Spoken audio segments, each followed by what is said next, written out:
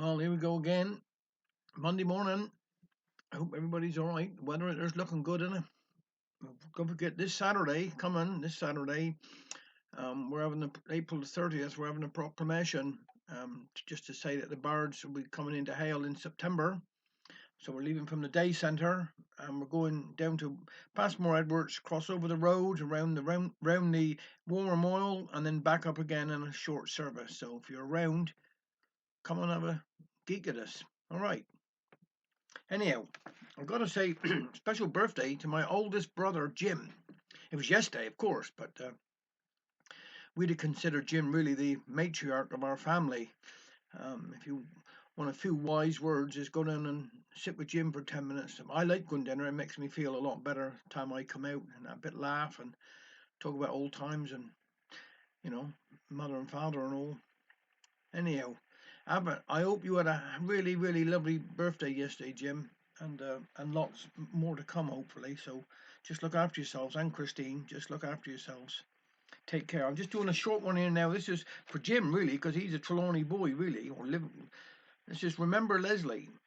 Trelawney boys will remember him. Remember Leslie Bray, a friend who grew up with the friend we lost today. A true Cornishman was Leslie, not one to leave his own. This was his place, this Hale. He found no need to roam. Remember him a schoolboy, whose days were filled with fun. Remember too the swimmer, a sportsman, with a race to run. His outstretched hand that greeted me every time we met. A friend in youth, a friend for life, and a man I'll never forget. Remember him, Trelawney lads, remember him and smile. Remember all the good times when life was so worthwhile. Things are so different now, but our memories won't dim. How much poorer life could have been without the likes of him. I think the same goes about you, Jim. All right, now, Richard Henry one here today. Black eye. Richard Henry come in with a black eye. Mother asked, who give that thee? Oh, nobody replied. I had to fight for it. What did father say when he found you broke his pipe? Shall I leave it to swear words? Yes, certainly. Well, then, he didn't say nothing. Come on in, Mrs. James. I haven't seen thee for some spur.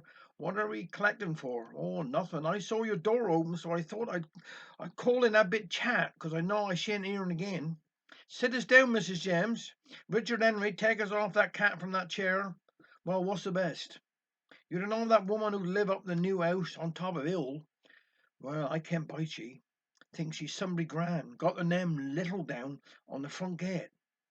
She was out in the garden, so I made it my business to ask what made her choose that word. She up and said, "'Cause a little down on the balance on instalments. Got a maid she have to do the work. Last week she told a girl she didn't like her entertaining her young man in the kitchen. Next night she found them courting in the front room. But I think she won't be there long, 'cause yesterday she put a dirty plate in front of her mistress and was told she ought to see the plate was clean. I own up to the thumb mark, said the maid, but the grease was there 'fore I comed. I was up church last Sunday, said mother, when her little child was baptized. The parson asked what was the name of the baby. She said, Sir She. I've never heard of the name before, remarked the parson. Oh, yes. Don't you remember the song? Where are you going, my pretty maid? I'm going a milking, sir, she said. I suppose you'll find it lonely now your daughter is married. You must have found it hard to part with her. Yes, I did. I nearly gave up all hopes. Father then come in from the back kitchen and said, I know a chap brave long time ago asked a certain maid if she would marry him. What is your salary? She wanted to know. £5 a week and a steady job was the reply. That, she said, would not keep me in handkerchiefs. What's the matter? Got a cold of he? No, but I shall have one if I have wet round for he. Shouldn't wonder if the maid wasn't right, 'cause you can't believe any of the family. He said he only had one brother, but his sister said she got two. Poor chap didn't live long, but I was told 'twasn't nothing serious. Richard Henry, looking up from reading a book, asked father, what's responsibility? Well, if I had two buttons keeping up my trousers and one of them come off, the other one would have all the responsibility. Did I ever tell you I went through and I'd stay the night in a hotel? I was tired and went bed, but sleep I couldn't. The clocks over in the city were striking all night. As soon as one finished, another begun. 'Twas some awful, worse than Tobad and Stumps. Howsoever, at last I doved off, and then a get bang on the door made me jump. "What he want?" I shouted. "Well, there's a letter for 'ee." "I'll keep 'em till the morning," says I. But it was hours before I could go sleep again.